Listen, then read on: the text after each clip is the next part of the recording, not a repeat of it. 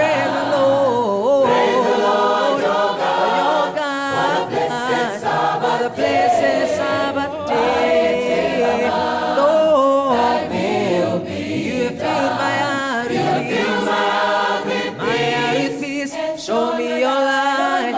Lord, by it, you have filled my heart with peace. My heart is peace. Show me your light. Lord, by it, wangitenga lekazi lako.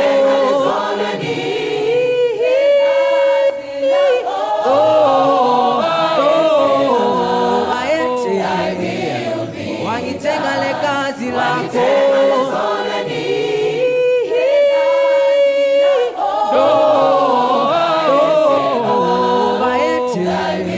Oh, Baba, baete. Oh, Sisi, baete. Oh, Baba, baete. Oh, Sisi, baete.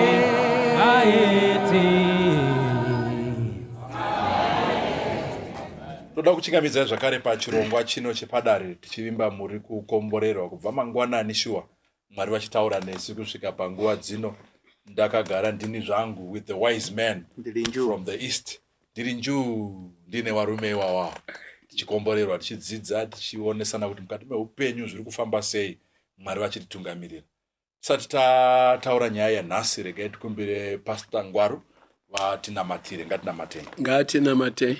Baba wedu vari kudenga tinokutendai nezuva ranhasi. Tinokutendai kuti muri pakati pedu muchataura through us. Tinotsvaga njere neungwaru kubva kwamuri. Patakurukura nyaya iyoyi itai ruzhinji rwevanhu nemhuri dzibetsereke muzita raJesu anamata. Amen. Amen. Totendai.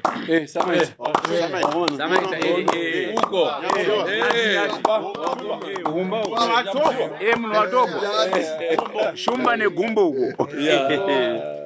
Yes. Yeah. Tinotenda tagire pana coach. Yes. Coach Ngwaru. Yeah. Pastor retired.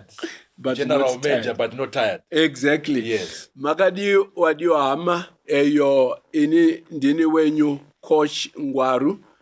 Ndiri a life coach tinobatsirana muupenyu. Ndiri relationship coach tinobatsirana paukama kuti tibetserane kuti mhuri dzigaritike zvakanaka. Ndoda kutenda chaizvo nevateereri weMandara programs, especially vanoteerera Padare. Muri kuuya kuinbox tobetserana misha yofadza. Aiwa, tendwai naizvozvo. Ndini muzukuru mukuru wanohoreka.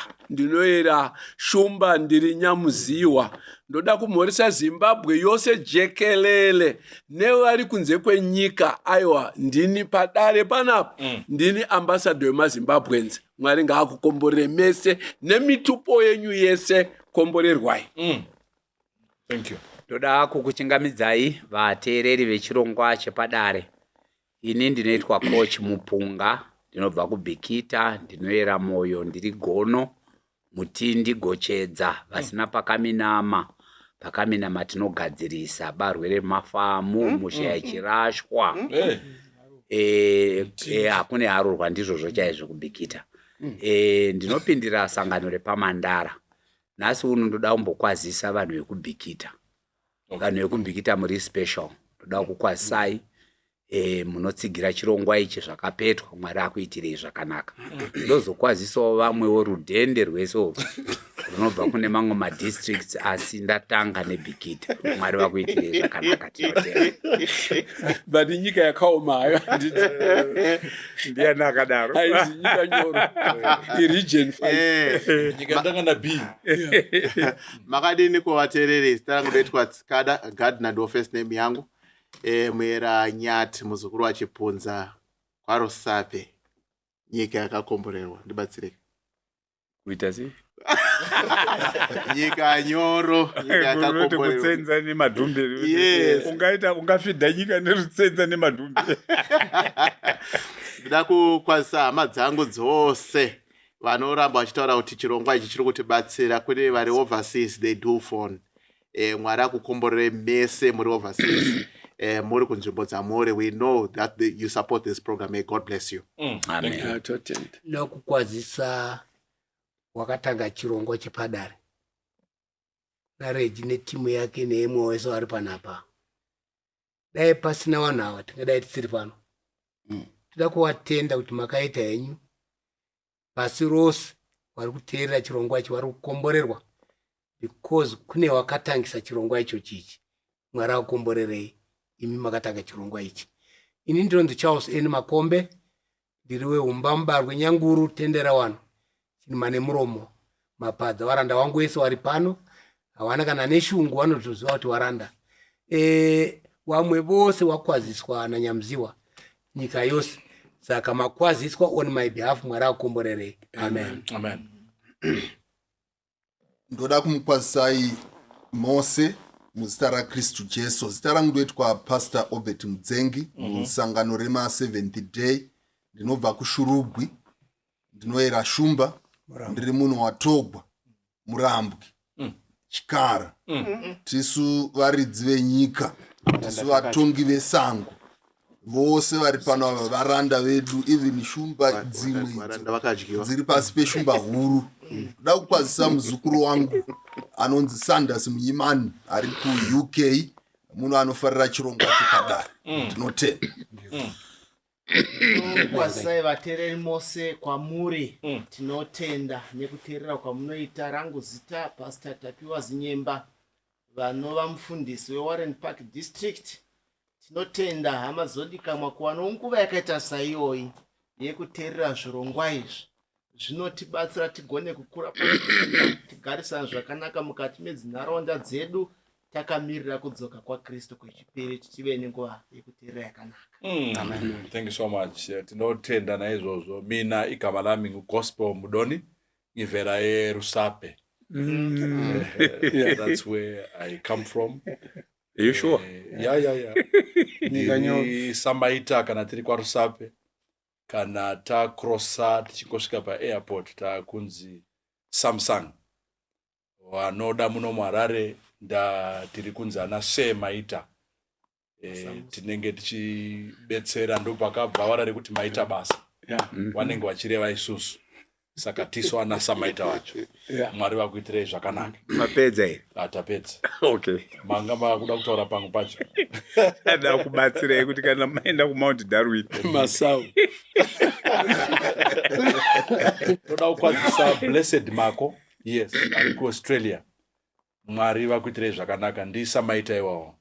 Vane zvirongwa zvavari kuita kuAustralia, anzi I get lessons. Zvimwe zvinhu zvatinoita ikoko uko vakomana rambai makabata pamakabata. They are doing a powerful ministry in Australia. Vakaita kutondifonera tichitaura nyaya idzodzo. Musoro dwenyaya uri kuti kuchema ndokubasa kwake. Kuchema ndo basa rakapinda. kubayirwa chitumba chokuchema. Adochema yeye. Yeah. And iyo hamurasike mfundisi. Yeah. Ibikita straight. Exactly. Vaverenga nyana sana kuti yabikita. Yabikita. Kunyika nyoro. Kada. Kunyika nyoro ndo kunongochemwa. Getikumbire nyaya yedu tiverengero nagono. Nyaya yedu iri kunzi iyo ndakaroorwa mwedzi wapera. Kiki. Regai ndiseke zvangu. Munoziva murume wangu zvaanoita, anoyemera mai vake kuita semwana serusava chairwo. Kana akakumbira mari yekutenga black label, vakati izvozvino handina mwanangu, anochema achiumburuka pasi. Kiki. Zvikanzi mai vacho vanobva vatora chero yavanga vakasungirira yanga iri yezvimwe zvinhu vobva vamupa. Musi uno akati, mai ipai mukadzi wangu $30 ape mai vake kuti vatenge chikafu. Mai vacho vachibva vati ndichazomupa mangwana. Iye achibva atanga kurembudza miromo. Ndokubva atanga kuchema. Kiki. Atanga kurembudza miromo pasina nguva iripi mere pangu. Ndokubva vatomuti regai nditomupa izvozvi. Kana ndikamuti akumbira bonde, ndikati tozoita time, anobuda mumba achimhanya kundoudza mai vake kuti magumbo ari kundinyima. Mai vacho voti mupe zvipere, ndinganyaudzwa. Zviri paimba pano munoseka imi. Izvozvi indine makore 23 ende murume wangu ane makore 25. Ndiye last born. Apa ndiye ega mukomana, asi vanasisi vacho vanomuitira zvose zvaanoda. Naimi murume uyu ari normal here? Paichizviita tichiri mukomana nemusikana, ndaiti zvimwe kunyanya kuperera pandiri, nekuti kuchema kubasa kwake. Kuchema ndo kubasa kwake. Ndo nyaya yatinayo nasi. Taura pamusoro pevarume vanochema. Kukuri kubasa kwavo. Regai tiverengere vhesi. Regai titarise mugwara pana Genesis chapter 2 verse number 24. Inoti, therefore shall a man leave his father and his mother, and shall cleave unto his wife, and they shall be one flesh. Kuna Genesis. Dr. Mzengi.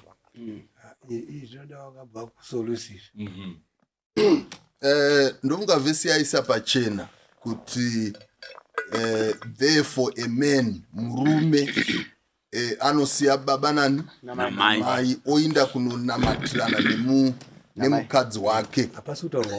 Chiri kubuda pachena apa ndichekuti mukadzi haasiyi baba namai, anosiya murume.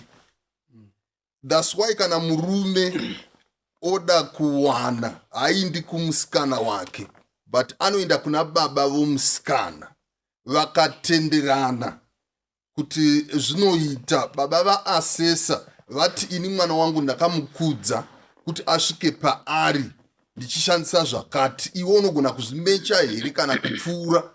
Vakagutsikana vanobva vati unogona kutora mwana wangu. Ndosika tichiona paya panochatwa mukomana unopinda ega muchechi because he is supposed to leave father and mother. But musikana unoya nababa vake nekuti iye haiti leave father and mother, but ano exchange vana baba. Ende kunzi murume siya zvinoreva kuti ava kugona kumira oga, ava kugona kuzviriritira, ava self-reliant, haachasi dependent more from his family, father and mother. Yeah. Coach. Toda kutenda murambwe maitsemurapo ndizvo zvichaizvo. Kana zvichinzi izvo murume siya wabereki wako unamatira nemukadzi wako, sezvazvataurwa namunhu watogwa, it's very simple. Marriage is for adults. That's all I can say. Marriage is for adults. An adult, in a biblical and also in a psychological sense, we expect you to be independent, to live an independent life, to be able to be self-reliant and manage your family on your own. You may get support, but your family depends on you. This young man is far from being an adult. He may be an adult in terms of age, but psychologically he's still a kid. That's what I say. Right. Tukutara pamusoro pekuchema. Gaitiende pana umba. Kuchema. Tinombozwa statement rinoti boys don't cry. Tamboda kuseka ndichiverenga nyaya ndazona kuti kuchema oka. It seems like murume akachema vanhu vanoseka. Mukadzi akachema hazvina problem. Ganditi, thank you. Nyamziwa. Thank you. Muna anonzi murume ndiye ari kuroora. Apa tiri kutaura nenyaya yemukomana haifanirwa kunge asina mukadzi. No yaane mukadzi handizi kuti chaibata sei. But look, isu tichikura indani 84, I'm turning 84 this year. Ndakaenda kumarufu akawanda. Men don't cry. Azvirevi kuti hawana shungu. Vanobatwa neshungu. Tinofirwa, tinochema. Men don't cry. But zvino mudundu kubatawo maoko. Ndaenda nana mai. Wakundosvika vanobva vatibvunzana kuti ndiani achatanga. Makamboenzwako? Tangai. Usamungoti vari kuseka. Wandochema, wachibuda musodzi. Zvino uyu manje uyu akaroora uyu. Ndinoda kutaura kuna mai ava ndiwo anyora handizvo. Hamusati makaroorwa neekid. Pastor wataura zvakanaka kuti mutumbu ndo wakakura asi mind ndeye mwana mudiki. Ndanimboguma ipapa. Okay. Nyati. Yeah, and the men don't cry. Is it true? Yeah, I think for me, I think it's a bit of a tangent on this story. Yeah. It's okay to cry. It's I fine. agree, Nyati. It's okay to cry. Yeah. But I don't think that's the story at play here. No. The story at play here in a guy who grew up achiziva manipulation methods zvinoita kuti mai vake vakasike kuresponda to certain things for fear of embarrassment. And at 25, he is using the same method that 6-year-olds and 7-year-olds use. Kuti akachema.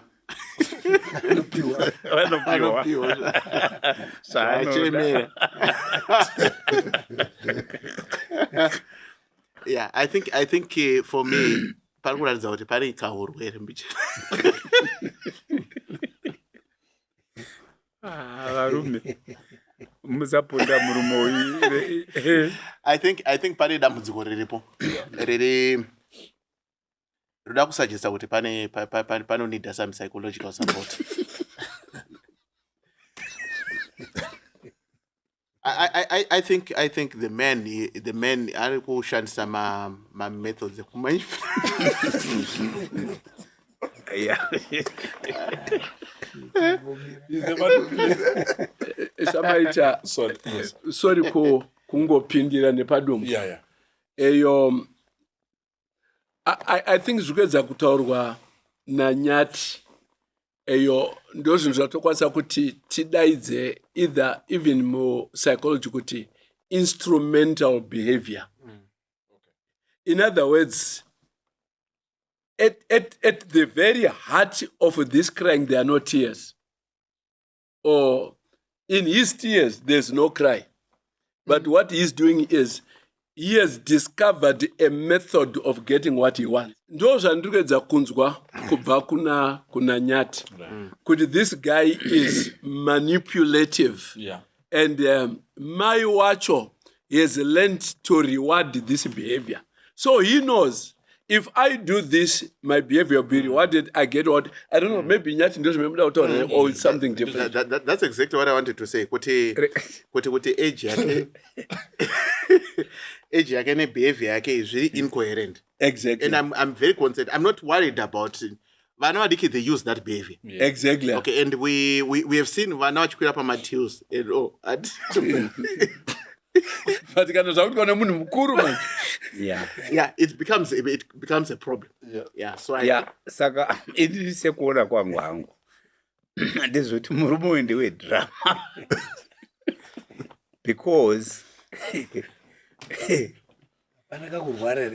aiyo kurwara kumwewo, but he is normal because ukaona munhu achindopfimba mudzimai achidiwa uchitoenda kwaana atezvara kundobvisa pfuma kutaura kuti atokura ende mudzimai wake haasi kukombrena nezviri kuitwa nemurume wake, chiri kungomuita kuti ati veduwe zviri normal here.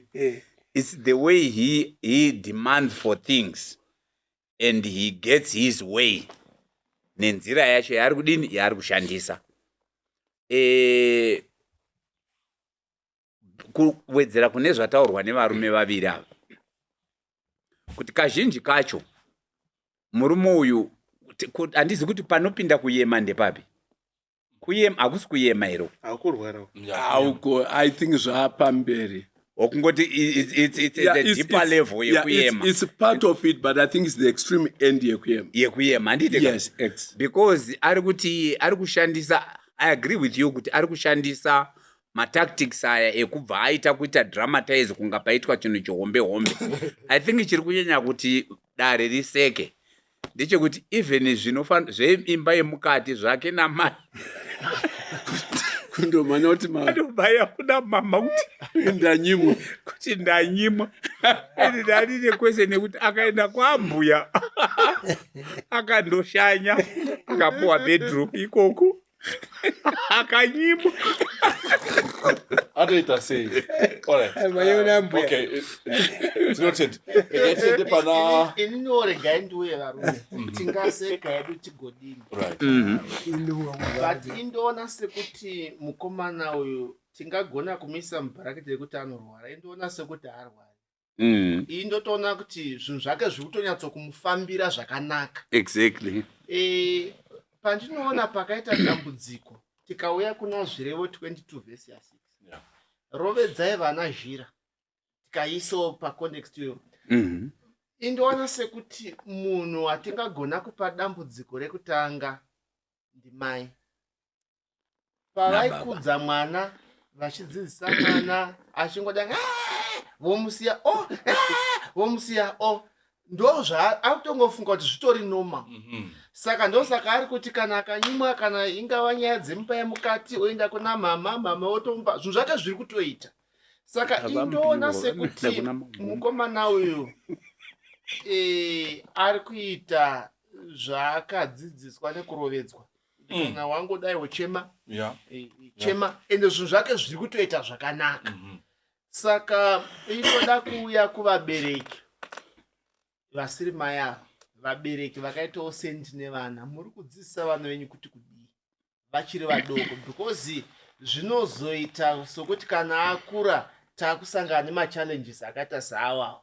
So vabereki dzidzisai vana, even kune vabereki vanonyepa kana dakubuda nzaiwa ndichapota ndiri kudzoka mai manje obva aenda abva atoendera tu. So ndofunga kuti vabereki ndo vane dambudziko gurusa. Then kumudzimai wacho uyu anyora uyu, iyi ndinofunga kuti in as much as wauya kudare tichaedza nepatinogona napo, but I think anotodawo counseling chaiwo kutotsvaka professional counselor akwanise kutomubatsira, even marriage family counselors vagone kumubatsira kutomudzidzisa nekutomurovedza kuti unorarama sei iva murume chaivo. Then point yangu yekupedzisa tichiri papa, ndinoona sekuti vabereki muri kukanganisa. Panzi uchasiya imba yako nababa wako uende wakagarirei pamusha pamai, ibva uende nemukadzi wako uko kwenyu mega muri vaviri tione tonochemerani ikoko. Ndokufunga kwangu. Alright.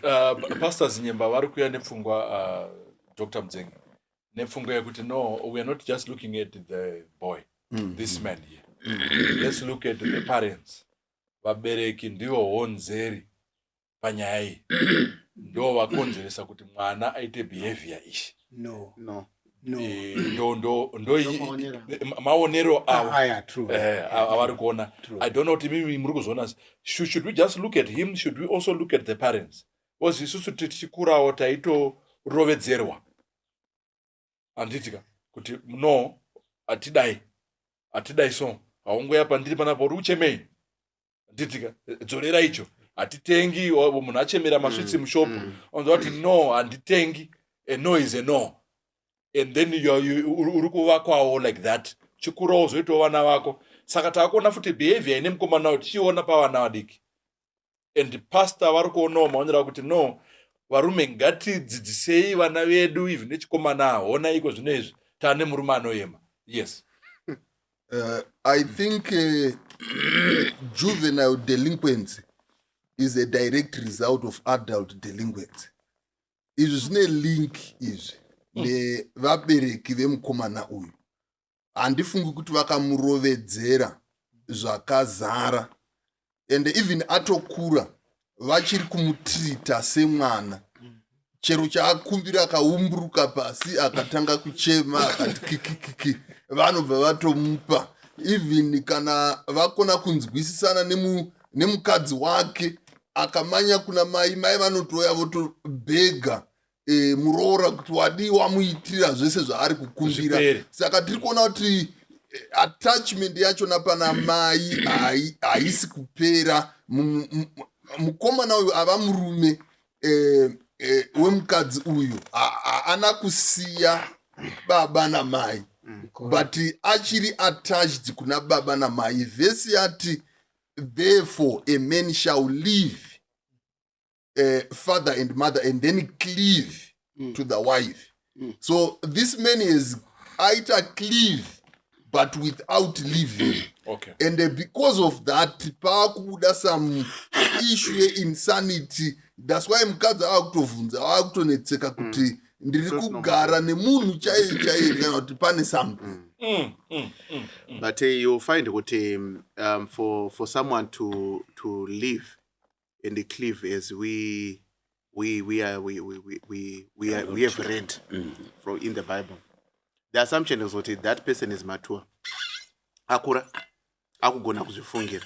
Yes, there is the paradigm yekuti mbereki ane the delinquency that has been spoken of or spoken about. But surely when a person has reached a particular age of adulthood, akaenda kuchikoro and all, the social structures that generally attend to human behavior and should normally assist in migration from childishness to adult life. Kana munhu akaenda kuchikoro, zviri kutaurwa mutsamba imi hazvisi feasible kune munhu I mean, if you're getting what I'm saying. Yeah. But it's ndingati Pastor Ngwari wazvitsanangura very well kuti it's tears without tears. Munhu ari kuchema but hakusi kuchema, ari kushandisa a technique that gets things done and it works. Okay. No, and it works because even in his adult life it still works. So my thinking is what we may undermine the level of insanity, or maybe not insanity as such, but mental challenge. I think insanity is too much on the extreme side.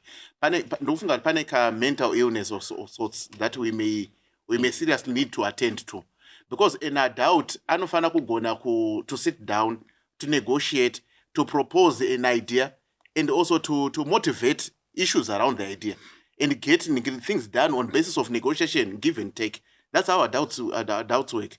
I remember wana baba wacheme.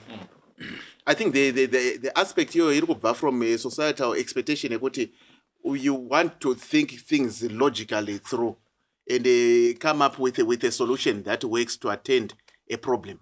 Saka ukati wasvika pane situation wochema uri mubereki wacho akatotarisirwa, then we have a problem. Saka society would look at kuti zvinoperera pana baba pakapinda mhandu, baba havangatizi, though the last person anotiza. Ndopaibva society on the discussion about.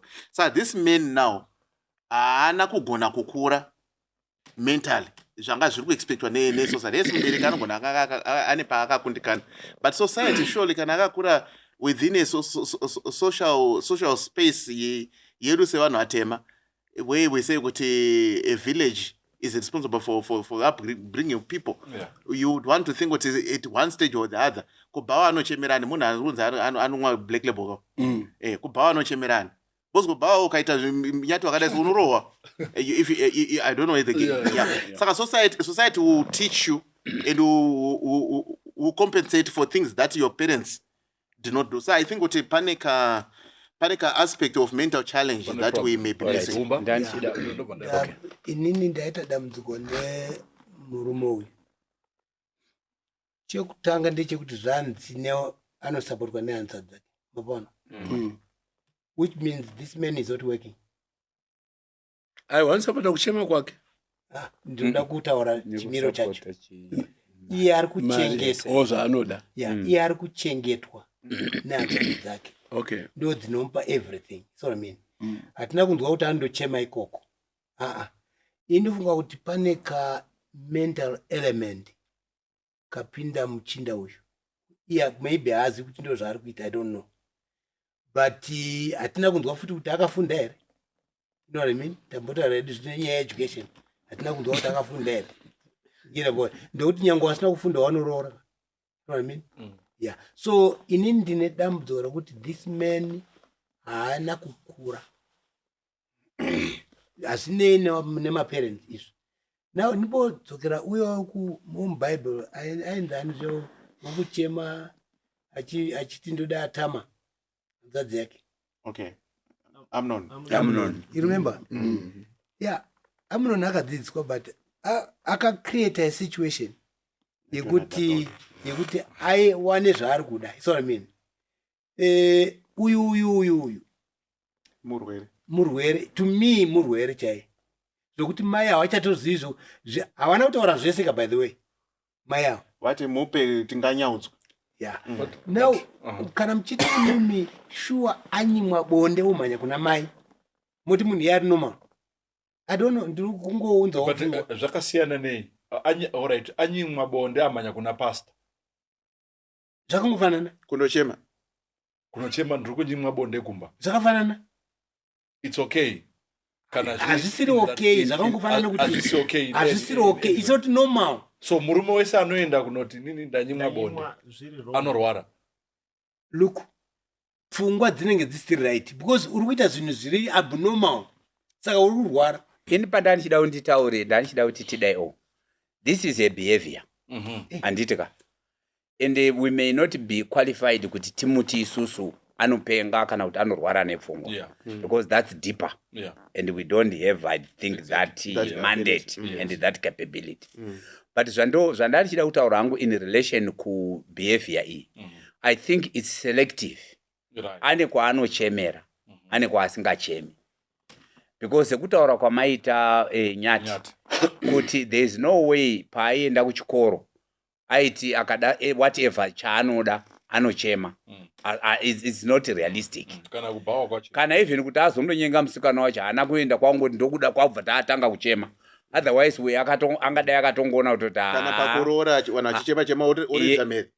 hazvaiita saka ari very selective I think ndio element yetaurwa yekumanipulata kwaari kuita mai vake and ane certain people vaanodhila navo in this manner so that awane zvaari kudini zvaari kuda. Now in terms of help maybe ndokwatinonida kufocusa kuti how can mai ava vanyora vangabatsirwa sei, baba ava vaane mhuri vari kushandisa nzira iyi vangabatsirwa sei. Inini sekuona kwangu handifungi kuti because vati ndakaroora last month saka handifungi kuti vati vaane vana havasati vaane mhuri. Chekutanga chandofunga kuti vanofanirwa kuita ndezvekuti mai vacho nemudzimai who are the people in the center nehanzvadzi dzacho because hanzi ndiye mukomana ari pamwe ari ega the only boy in the family and pane element yekuiyema that's why yanzi iri kuextreme.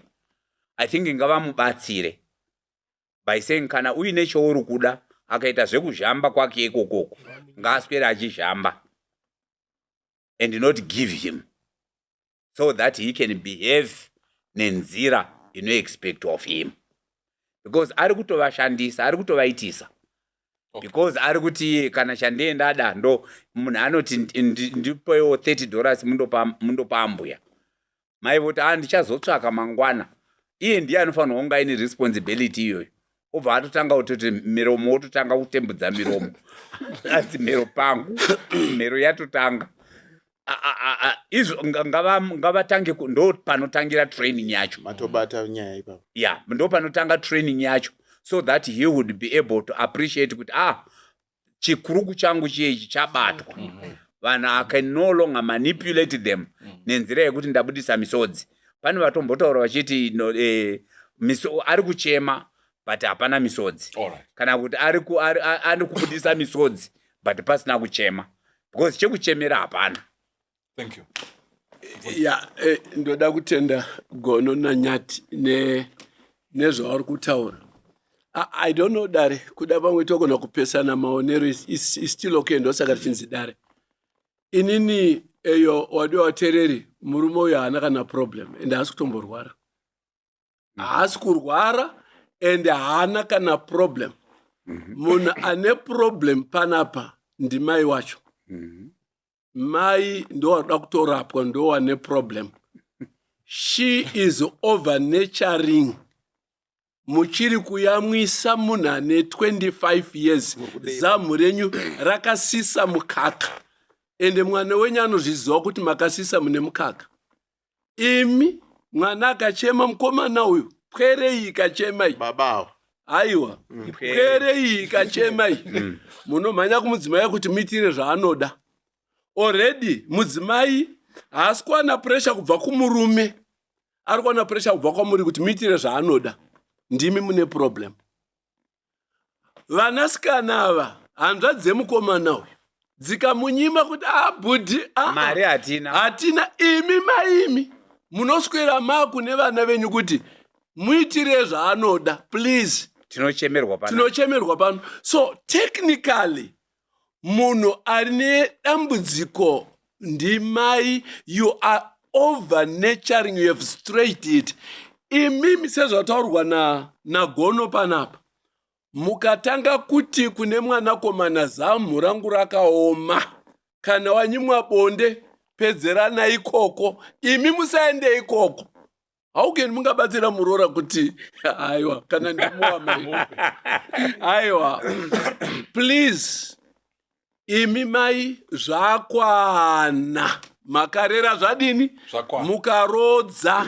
Siyai mwana acheme, azvirwere pasi, adini, achaita right. Mukakontinya, ndimi problem yedu, ndimi problem yemuroora. But I think no, ndenda kukomenda pane zvawataura. I totally agree nezvavari kutaura. Mai hapana zvawakaita kumwana komana achikura. Okay. Chivanhu iri. Something like that. End there. Okay. No, wataura chokwadi. But ndo pane nyaya ipapa. Yes. Kuti mai hapana zvawakaita kune mukomana. That's why she's able to say muitire zvaruda anyarare. Ndisandakangana ka point. Ndisandakangana ka point. Aka akafanira kukanganikwa. Maimboziwa here wadiwa watereri kuti mukomana uyu ari kutipangidza ukama hwake namai wake at an extreme view iri kutinetsa, but vazhinji tiri mudambudziko riri the same. Tichiri kuyamwa mukaka wamai, ndosaka mai venyu, mai vako vachiri kunetsa mudzimai wako, because somehow inogona kunge iri at a lesser degree than this guy, but varume vese vana namai vari kunetsa varoora muchiri kuyamwa. Okay. Point. All right. So getende pana doctor zvakuda Dr. Mdzengi. Ndaida kuti vamakombe umba vambutsanangura kuti kana vachiti mai vakashanja pamwana. Wakashanja. Because behavior iri kuitwa nemukomana uyu is not a normal behavior. Let's not take on the surface. Let's go deeper. It's not normal. Okay, but is it not possible that mumurima mukomana kupesira the beloved ndiye ega anongodiwa anoitirwa zvese maita baba ndo baba atisi kunzwa baba mustory baba avapo, remember amai ava ndo vachengeta maybe vane mwana womukomana single mother, vane mwana womukomana ende ndiye anodiwa samaita yekutenda hapana, ndokuti hapana chaari kunza mukomana uyu, ndokuti ari kuchengetwa nehanza dzake. But inini ndoda kuva very clear kuti there is something which I don't know, but there is something wrong. Why ari kumhanya kuna mai? Ndo mai wake. Yeah, correct. There is a bond. Indoda umbopindawo pane question iri kubvunzwa nasekuru. Unoziva sometimes munhu watogwa ndiye anowanzotibatsira kuti pfungwa dzedu kazhinji vanhu vatema tinokasika kumhanyira kuti pakaita problem tobva tati pane zvimwe zvinhu zviri anda zviri deeper zvatisinganzwisisi zvakaitika. but you find kuti sometimes tinodaro even ndandichitaura neumwe munhu anga achiri kutaura pamusoro development generally hake. I think it's relevant to this. Kuti isusu tine belief sevanhu vatema tine certain beliefs dzatinadzo dzatinoholda very dearly and strongly to, and mamwe nations especially kuAsia vane mabeliefs ofuti, but mabeliefs avanoita manje anotargeteta anofocasa pachinhu chandoda kuachiva inini as a person, but inini belief yangu iri more deep rooted kune zvandisingakwanisi, handigoni kubudirira because pane zvandakaitwa, handigoni kurera mhuri kuwanawo mabasa sezvinoita mananhingi because pane zvandakaitwa. Vamwe vachiita belief yekuti ichi ndichacho tiita chete, come rain come thunder, ndichachiita chete. Saka you find kuti that mindset ito dzakatofuratira naso, the other one will progress, the other one will keep mourning. Saka ndandiri kuti in as much as they could be that humba, handisi kuramba, handisi kudispute. Andringoti hangu regai tienderere mberi nediscussion. Ndingoda kutaura kuti maybe sevanhu kana tichinge tasangana nechallenge, let's address the challenge.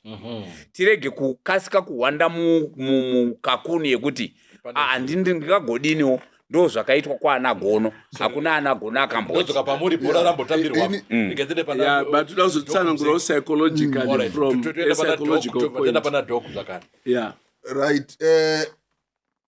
Ndarangarira vhesi riri kuna 1 Kings chapter 2 pavhesi ya 2. Mukaverenga kubva pavhesi ya 1, zvinonzi David wakati akura wakadaidza mwana wake Solomon akati ndava kuinda nenzira yenyika yose. Kobva ati ndava kukupa mashoko angu ekupedzisira. Kobva ati kuna Solomon, be strong, therefore, Be a man. and become A man. a man. Yeah. Mukatarira muchaona kuti Solomon ari mazuva ano awo aitopfekawo matrouse, pamwe waitova nendebvu, airatidzika semurume, but ari kunzi iva murume.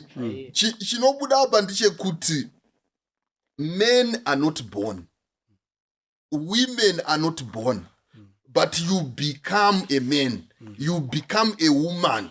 Mukadzokera kuna Genesis pa chapter 1 pa vhesi ya 26 na 27 panoitika dare rekusika vanhu, baba mwanakomana namweya mutsvene vanotaurirana voti ngatiite munhu nemufananidzo wedu. Mukaverenga pa 27 inobva yati, and God created what? He made men, but he created the male and female. Saka tose patinouya hatiuiti varume kana vakadzi, we come as male, we come as female, but we must become men and become women.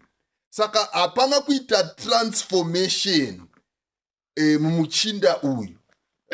He is still a male but not a man. Saka kuti munhu azonzi uyu wava murume, he is now a man, panofanira kuita some process inozobuda ipapo. Ende Mwari vari mubusiness rekuita men, but he creates females and males, but males ese nemafemale ese mune potential yekuva a man and a woman. Okay. Ande pana Pastor Z. Ndati muzoenda panyaya pane mapoints andichada kuti mumaverenge. Okay. Ndakuvunza dare. Yeah, ande. Ndoda kutenda mashoko ataurwa naMurambwi zvekuti David ati iva murume chaiye. I want to challenge mfana wangu uyu kuti shamwari iva murume chaiye. Kuva murume chaiye kubva pamba pababa namai paugerapo. Unotsvaka kwako nemudzimai wako, uriritire mudzimai muri kwako. Number 2, ndoda kutaurawo namai nehanzvadzi. shumba vamboitaura rega ndiitsikidzirewo zvakare. 1 kana akabva pamusha, number 2 even akauya akachema musamupa because afunga kuti munhu ari responsible kutora mukadzi, ngaazviriritire iye. Even akachema akazvirovera pasi, musiye. In other words, tsvakai mukutombomurova chaiko chaiko kuti ndokurova ibva pano. Izvi zvinomubatsira mukomana, anobva ava murume chaiye. Mai vacho ngavamurove, ngavasamupa. Even akachema akati handikupi, tione kuti unofa here. I think unkwanisa. Then point yekupedzisa kuda kutaura ndeyekuti kana tingauya mukati mechechi yedu tine department rinonzi amo. Ndaifunga kuti varume veamo madii magonawo kuwanawo vakomana pachechi muchimbovadzidzisawo kuti vangava varume sei, because handifungi kuti mukomana yani paakambodzidziswawo nevamwe varume vaione matare pamachechi penyu, nokuti maita anenge achingoenda koga, vana mai muchitorowo vasikana, vana baba muchitorowo vakomana, muchidzidzisa nekurovedza, munokwanisa kurera vakomana vakaita semukomana uyu. Thank you very much. Tikaverenga ndofunga gono mukandiverengera paanotanga kuchema. Yeah. Paari kutangira kuchema mareasons zvaari kuchemera zvacho ndozvanoda kuti tingoti tata tichitaura. Munoziva murume wangu zvaanoita, anoyemera mai vake. Anoyemera mai vake, number 1. Is that wrong? Akakumbira mari. Imbochimbomirai kuyemera mai. Is that wrong? Yes. What would that be? Expressed in English so that we get the balanced thought. Okay. Kuyemera mai in English. Zvingariwe chi. Akuva a spoiled child. Kuva a spoiled child. Yeah. Okay. So kana kuti muchirungu, he over depends on his mother. All right. That is a problem. Right. He is married, but he over depends. Yes. Sasa ndobudisa point yekuti a man who over depends. Very wrong. Kuvabereki vake is wrong. Whether married or single. If you are an adult, achiri kudependa. Unogara wakazembera panana sisi nana mai on everything. There is a developmental challenge in your life. That's a red flag. Number 2. Right. Chechipiri. Ndechekuti akakumbira mari ye-black label. Akanyimwa. Anoumburuka kuchema. Right. So that is number 2. Yeah. Maybe you're ndeye kutomwa doro. Let's address quickly. Ari kutomwa doro anditika. Enda akatonyimwa mari. Then anobva aumburuka ochema. Kuna mai wake. Kuna mai everything. Kuna mai. It's not really kuti doro as such, but anything that he wants, anoumburuka ochema and gets reward. Yeah. I think samaita vari kuda kuenda paelement yekumwa doro yacho. Yes. Kuti being this forum, what do we say? Asi kuchengeta kana kuchite kuinvesta. Ari mari yekundofara. Asi kuumburuka achitsvaga mari yekutenga mota. No, kana kuchengeta wangu kana kuti. Well, I think aspect yemuri kuda kuhighlighta the samaita. Ndeyekuti obviously ari kuenda kumafaro and mafaro acho asiri appropriate. According ari kusponswa and more importantly, even as this forum isusu, doro handiko kumwa kwakanaka, handiwo mafariro akanaka. Let's just say it as it is. Thank you very much. You want to comment on this? Yes, I also I think mukadzi uyu ashandisa kuti black label doro. Zvaari kutorera that example ndeyekubudisa pachena kuti zvimwe zvaanochemera haasi ma-needs, but ma-wants. Very petty things. It's petty. Doro, it's... I mean, munhu anozoritsvaga pamwe sadza riripo nezvimwe zvakadero, but haunganochemeri doro. Ungachema pamwe kuti pamwe handina chokudya ndava nemazuva maviri. But doro, it's like a luxury. A bed luxury. Ndozvaanochemera. Men who cry for petty things. Yes. Maybe kungowedzera chida kuti panogonanga paine vatereri vanotomwawo doro. Rega ndibva ndangoti zvirevo 20:1 waini mudadi doro mupopoti. Handina anobatwa nazvo haana kuchenjerai bhaibheri. Dai Mwari aida kuti timwe doro ka. Dai akaisa doro mukati mebindu reIdeni. akati Adamu kana ubva kumafruits auzonomwawo doro hazina kunakira saka Okay. ndikotsimbidziro All right. Thank you very much. imwe point yaari kureiza zvakare ndeyekuti iyo anoti iye kuna mai vake ipai mukadzi wangu $30 mundopa mai vake kuti vatenge grocery. Saka ari kuti even where I'm benefiting maitirwo yazvo ndeyekuti mai vakati handozokupa paya again who should support ambuya wake ndimai here kana kuti ndiye? Saka hanzi anobva atanga futi kuzhamba. Muri nyatsoona here kuti machallenges aya tinogona kumaona tichimaonera ite 25-year-old men. When you look close auzoona kuti even kune vamwe vanhu we are still depending somehow on our parents. Chibondipaiwo mari irikuda kumboda iso maybe uchitosiya vari ukuvakwara. Is it not the same? Inda ndichida kuti samaita, inda ndinoda kuti pfungwa yangu samaita iri kudaiwo. Even saimba chaiye kuti afile kuti ndoda kundokumbira coaching ngwaru mari ye-school fees because mwana wangu apa grade 7. Hazvizi right. Nemhaka yei ndiri kudaro ndeyekuti inini kuva nemhuri handiti ndakura ndofanirwa kuriritira mhuri yangu. Kana ndiri ndinobatsirwa, let me do it out of. Munoziva kune vamwe vanhu vanotoona kuti kubatsirwa it's an entitlement. Ndiri pachechi, chechi inofanirwa kundibatsira kuti vana vangu vaende kuchikoro.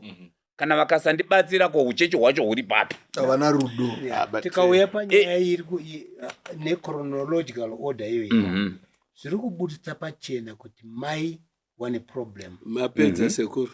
Because pane zvakaitika 1 2 3 mai 1 2 Yes. The other thing which I see here is mai vari kuti mira ndichatsvaka mari iyi mangwana ndozokupa, but iye ndopa anotanga kutochema kureva kuti atariri zviri mberi, anongoona zviri padhuze. He is focused more on the now, not on the by and by. He wants the sweet here and now. Hana patience, hana endurance, hana chi.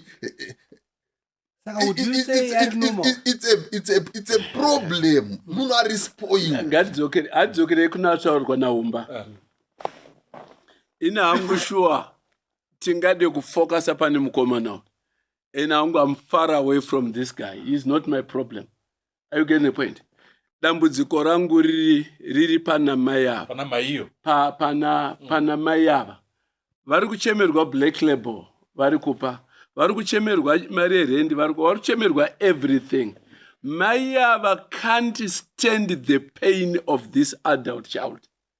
Hawatombodi havo kuti mwana wao uyadi achende. Saka you see what happens also psychological ndekuti as human beings, life is stressful, life inattention. Saka we are driven to reduce tension and increase pleasure. Saka mukomana akanyatsodzidza kuti kuzvishandira ndega ndiri kutozvinetsa. Mai vangu nanasisi are my pleasure points. Saka ndikadai wanoswera wandidini, wanoswera wandipa. Saka regai nditini ka idi the best of us here takada wadare panapa including mimi tikatanga kahabiti kekukwereta ndapiwa handina kudzosera, ndakwereta mpunga ndapiwa ndadini, ndazokwereta uyu ndapiwa ndadini. You will end up adopting and developing a habit yekukwereta. Why? It quickly reduces tension but personal responsibility and accountability. Saka it's not only mukoma now. People who are rewarding this habit mai ava ndo dambudziko renyaya yanhasi. Mukomana yana problem. Uya hanzi pane vana vane matandrams. Wayeni agoputsika agomburuka. Odisable wayeni wese mai wagotaka kukapepa wagweri. Chiri kuitika kune mwana uyu ari kuona kuti if I want to grab my mother's attention, I must produce my tantrums. mai manje vanoramba vachirewardha matandrams aya. Mwana ane 10 years matandrams, 15 20 years ane matandrams. Saka mwana uyu haana kuroyiwa bahwini. Mother did not learn how to deal and to kudzima habit. There's something that we call behavior modification. Kune inonziyo extinction, where we can actually urikuita matandrams vatogona kuignore tikatodara foni tikataura dzimwe nyaya iwe umburuka hako isusu tiri pachenyu kusvikira waona kuti hapana ari kumbondipay attention, hapana ari kupata. Saka behavior haisi kuriwadhika kai. Zvakafanana nemurume nemukadzi vanopopoterana, unogona kusvika papoindi yekuti popota apedza kupopota arifunga kuti iwe uchapopota back, wamuti wapedza here kupopota wedwe ndine movie yandira kutowacha. You make that guy look stupid. Akadaro ukaignore, akadaro ukamuignore, at the end of the day munhu haadi kupopota ari ega pasina ari kupopota naye. Saka you have killed this habit yemukomana uyu. Dai mai wakadzidziswa behavior modification kudhara. This habit could have been killed. Even up to now, it's not too late. Yeah, no, because this habit can be killed. How do we raise, for 4 minutes left, how to raise the boy child? Yeah, that's a very good question. Ndopanenge paine challenge. Yes. Toita sei, tobesera kuna warikuona chirongwa ichi. I remember there was one akambonyora achiti nini Padare, ndinoona Padare, ndine wanangu wakomana, and I've been raising them alone. Yeah. And some of the things I'm learning from Pachinyi, Padare ramunoitai. So maybe we just need also patichangotaura patichindovhara. I think that's powerful. Tibesera kuti mwana mukomanaka. Izvi 1 2 3 1 2 3 1 2 3. Tobesera zvakare kuti saka nyaya iyi mukadzi oita sei? Odivorce here murume anochema. Kubasa kwake kwekuchema uku. Mukadzi uyu oita sei? Tompa neka solution and then we close tournament. Katende pana nyatsa. I think with Negekere, listening to Coach Ngwaru achitaura, one thing that my mind rests to is humanity tinoberekwa tisingagoni kufamba. Yeah. Okay, so let me just start pakufamba because okay tikataka toberekwa tisingagoni certain things and we are taught the hard way. Life is about hard knocks and we learn how to do certain things. So we toitwa denana uchidona uchityoka uchiputsika uchisumuka uchienda wakadaro kusvika wakugona kuita ka space uchifamba uchienda. Kana parent akati handidi kuti mwana wangu adonhe anga angokwara, mwana hafa akafamba. Hafa akafamba. Saka there is a process of nurturing humanity to do certain things and to be able to achieve certain things. This guy knows how to get his life work around zvaanoda. And I think kuti pakapautara the vazhinji vedu, once you cut the supply source, exactly.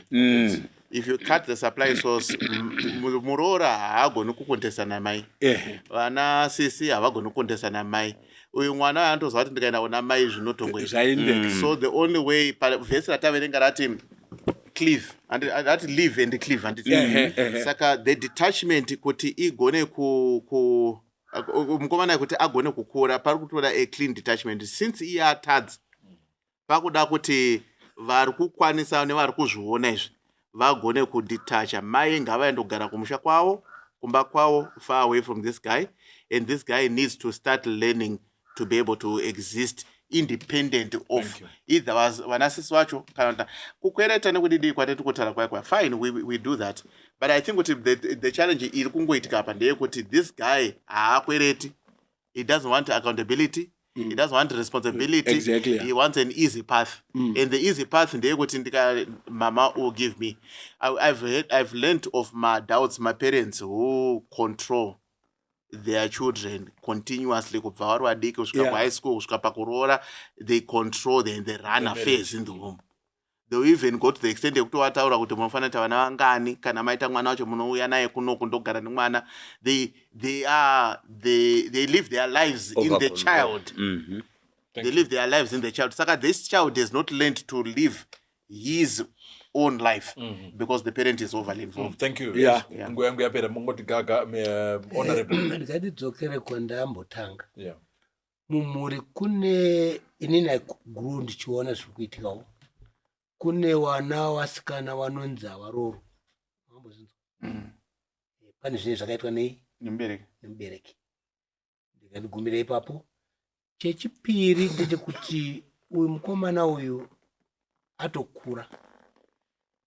Zvimwe zvatinoda kuedza kutsanangura kuti zvokuti dhee zviya izvi akatobva akatopfuura ipa stage iyoyo. Ane psychological deficiency yendisingagoni kuexplaina. Ndekuti one, he is not working, this guy. He depends nemasisters ake. Andipenda namai. Hatina kunzwa the role yababa in this equation. Yes. Am I right? Yeah. Chendawo kuchikumbira manje in order to my solution. Yeah. Ndeyekuti kana zvichibvira ipai wana coach awa number one waite deep down into it. Okay. Wadike deep down into it. Thank you. Waedze kubatsira. Yeah. Because here hazvibatsirika hatisina more information yekuti zvakatanga sei. In fact, role yababa iri very apparent in its absence. Yes. Kuti the absence of role yababa ndo patikutoona manje zvazvinoita. Awa manje wakazofona awa wachaona kuti zvakamira sei. Yes, Dr. Mzengi. Ini sekuona kwangu problem haisi ya Mwari. Mwari vakapa mai ava seed vachiexpecta kuti vachadzvara seed yozomera yokura yokwanisawo kumira yoga yoita mamwe maseeds. But mai ava vakatora seed havana kuiisa muvhu, vakaiisa patafura, vakaiisa pafloor kuti irambe iri seed. Problem yamai ava ndeya inonzi Peter Pan syndrome. Peter Pan ranga riri giant munhu akasimba, but iye behavior yake yaiva yemwana mudoko. Ndo zvakaitika apa. Saka most probably mai ava pamwe nehadzvanzi idzo vane challenge yekuti vakacreata a dependency syndrome yekuti vari kuda kuti mwana usezvo ari yemukomana ega, pamwe baba vavo vakainda vakatanga kumubata sesidhi but havadi kuidzvara kuti tikamuisa muvhu pamwe unogona ichafa sidhi kuti muti uzobuda. Saka role yevabereki is to make leaders and not to maintain followers. Saka apa murume uyu achiri pwere akagurumiwa in a way yekuti anoramba ari a follower and not be a leader. And zvinobata futi even mumakambani atinorana, mabasa atinoita, kune vatungamiri vazhinji vanofunga kuti juti ravo nderekumende namafollowers. Yet they are supposed to make leaders who can even take over from them. Saka challenge ndeyevabereki kwete mwana uyu. Mwana is a result. Yes, just 30 seconds. Mashoko angu ndingangoti izvaitika kumukomana uyu, I think zvazvo kumakochi kwavachizoita follow up, but ndoda kuchallenge the pastors, the elders, the departmental leaders vefamily life. Yes. Madi mango gono kutaurawo nevabereki nevana kuvadzisa nekuvarovedza zvinotarisirwa mukati meupenyu. Zvinotibatsira zvikurusa because mai havatokoniwa, kuna mwana mai nevabereki vanotokoniwawo, but isusu as departmental leader family life maelders ngatidzidzisei nekurovedza nhengo pamwe nevana vaite zvinotarisirwa. Amen. Thank you. Gono Robatavara.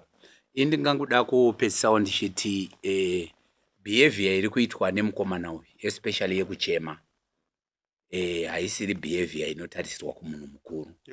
Negotiate your way through, be a fighter. The world yetiri kurarama mairi itori tough as it is. Saka iwe go out there and be able to fight for your space. Thank you. Saka chese chaunenge uri kuda handi kuchema, handiko the result. Handiko the way to get the things. Be a man and stand on your 2 feet. Thank you for this. Tinotenda Padare. Wadi watere inini regai ndivhare ndichikupai a real life story, just a pinch of my life.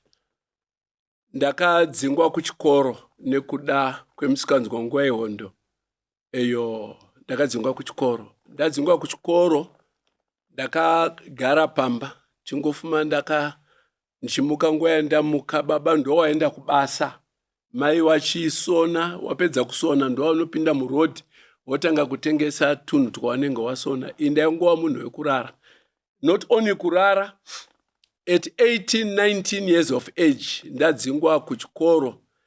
Ndenge ndiri goalkeeper na striker webhora rechikweshe kuHighfield kuKenani kweduku padyo nechechi yeZayo Jaya ndopatakakurira. Ndaitamba bhora rechikweshe at 19. Baba ndo waifondoka kwenda kubasa woti fida. Mufundisi Tura wakauya kumba wakati ngwaru muzukuru wakati na baba wangu, you are a great failure pa Highfield Church. Mudhara wangu akada kugumbuka. Ndafoira ndaita sei? Do you mean uchiri kufidha mwana mukoma murume ane 19 years arikutamba chikweshe? Ndirikuona Mickey Mike arikutamba chikweshe pa road buda tasati pa grass arikutamba chikweshe at 19. What are you doing about that? Stop feeding this boy.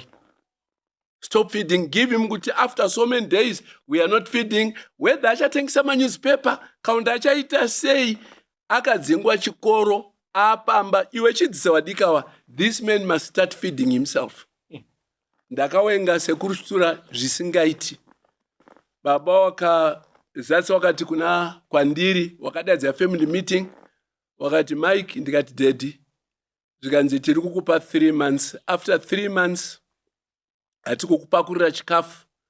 Rumu yauri kurara ipamba pedu panapo rumi iyi uri kubhadhara $5. Amoti chaiwana kupi. I want to tell you, ndakagara pasi ndikaita dzungurupe, ndakafunga kuti wari kujoka. After 3 months, plate yangu yenge siri pa table. And I realized these guys were serious. Cut the long story short, what my father did na Mr. Chitura was cause the pain that it develops.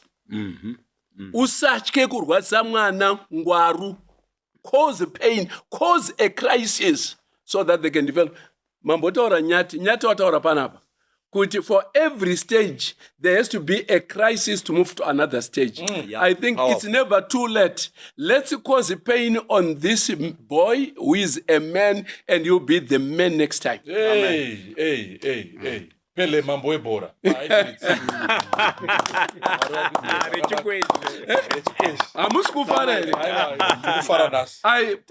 came.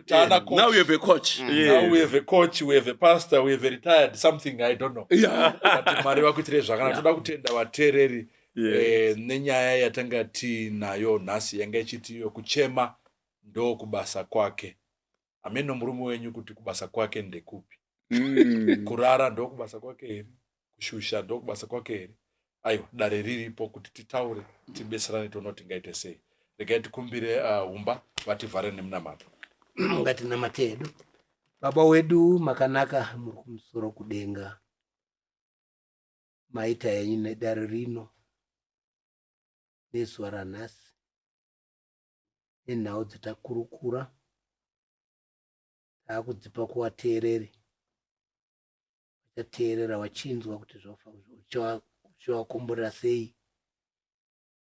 Tenderewo kuisa varume ava mukati memaoko menyu nemhuri dzavo, vakomborere nebasa guru ravari kuita, vanoteerera vagokwanisika kubatsirikana. Maita yenyu nemusokosi wedu uyu rambai muchimukomborera. Maita yenyu nevanotora mifananidzo iyi rambai muchivakomborera. Jesu akatifira pamuchinjikwa. Amen. Amen. Thank you. I have noted.